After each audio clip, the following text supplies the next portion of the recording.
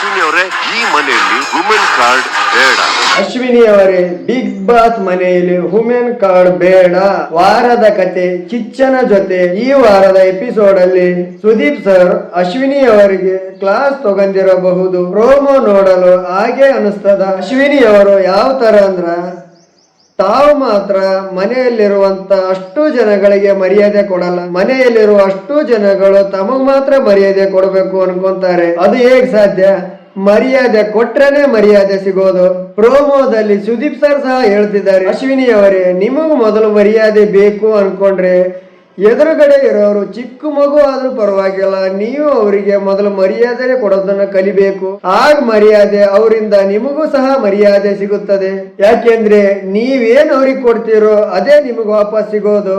ಅಶ್ವಿನಿ ಅವರೇ, ನೀವು ಜಗಳಾಡಿ ಅಥವಾ ಕಿತ್ತಾಡಿ ನಿಮ್ಮೊಬ್ಬರ ಸಮಸ್ಯೆಯನ್ನು ಇಡೀ ಮನೆಯ ಹೆಣ್ಮಕ್ಕಳಿಗೆ ಅವಮಾನ ಆಯ್ತು ಅಂತ ಅಂದುಕೊಳ್ಳುವುದು ಎಷ್ಟು ಸರಿ? ನೀವು ಜಗಳಕ್ಕೆ ಅಂತ ನಿಂತ್ರೆ ಮರ್ಯಾದೆ, ವ್ಯಕ್ತಿತ್ವ ಅವುಗಳು ಯಾವುದು ಲೆಕ್ಕಕ್ಕೆ ಬರಲ್ಲ. ಅವ್ರು ಏನಂದ್ರು ಅದಕ್ಕೆ ನಾನು ವಾಪಸ್ ಏನಂದೆ? ಎಷ್ಟರ ಮಟ್ಟಿಗೆ ಕಿತ್ತಾಡ್ತೀರಿ ಅಂದ್ರ ನಿಮ್ಮ ಮರ್ಯಾದೆಯನ್ನ, ನಿಮ್ಮ ವ್ಯಕ್ತಿತ್ವವನ್ನು ನೀವೇ ತೋರಿಸ್ಕೊಳ್ತೀರಿ.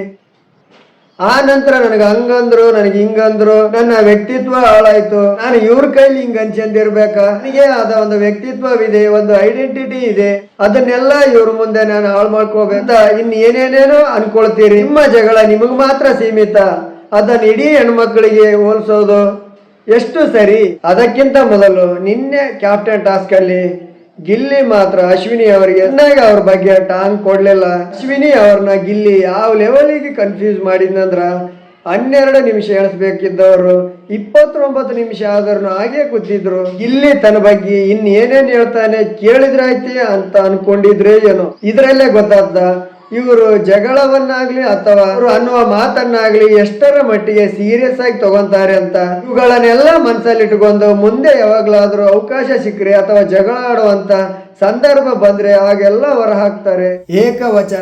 ಏಕವಚನವನ್ನು ಅತಿ ಹೆಚ್ಚಾಗಿ ಮನೆಯಲ್ಲಿ ಸಣ್ಣದಾಗಿ ಮಾತಿನ ಜಗಳ ಶುರುವಾದರೆ ಸಾಕು. ಏಕವಚನವನ್ನು ಅತಿ ಹೆಚ್ಚಾಗಿ ಬಳಸುವುದೇ ಅಶ್ವಿನಿಯವರು. ನಿನ್ನೆ ಕ್ಯಾಪ್ಟನ್ ಟಾಸ್ಕ್ ಅಲ್ಲಿ ಅಶ್ವಿನಿ ಅವರಿಗೆ ಟಾಸ್ಕ್ ಗೆದ್ದ ಕ್ಯಾಪ್ಟನ್ ಆಗೋ ಬದಲು ಗಿಲ್ಲಿ ಏನೇನ್ ಹೇಳ್ತಾನೆ ಅನ್ನೋ ಕೇಳೋ ಕುತೂಹಲನೇ ಇತ್ತು. ಅದೊಂದು ಗೇಮು ಅನ್ನೋದನ್ನೇ ಮರ್ತು ಗಿಲ್ಲಿ ಏನ್ ಹೇಳ್ತಾನೆ ಅಂತ ವೈಯಕ್ತಿಕವಾಗಿ ತಗೊಂಡು ಗೇಮ್ ಅನ್ನು ಸೋತ್ರು.